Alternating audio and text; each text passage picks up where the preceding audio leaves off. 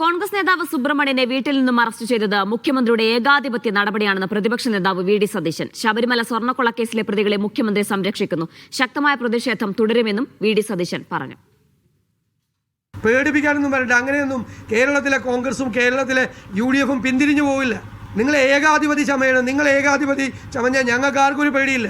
എന്തൊരു നാണക്കേടാണ് കേരളത്തിന് നിങ്ങളെപ്പോലെ ഒരു മുഖ്യമന്ത്രി, ഈ പിണറായി വിജയനെ പോലെ ഒരു മുഖ്യമന്ത്രി സോഷ്യൽ മീഡിയയിൽ ഒരു പ്രചരണം നടത്തിയതിന് ഒരു മുതിർന്ന നേതാവിനെ അറസ്റ്റ് ചെയ്ത് പോലീസ് സ്റ്റേഷനിൽ കൊണ്ടുപോകാൻ നിങ്ങൾ അപമാനമാണ് കേരളത്തിൽ. മിസ്റ്റർ പിണറായി വിജയൻ എന്തും ചെയ്യാമെന്നുള്ള ധാരണയൊന്നും വേണ്ട കേരളത്തിൽ. അതിനെ ഞങ്ങൾ ശക്തിയായി എതിർക്കും.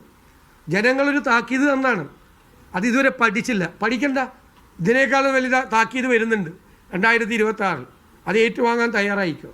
ഭയപ്പെടുത്താൻ നിൽക്കണ്ട എന്നാണ് ഞങ്ങൾക്ക് പറയാനുള്ളത്.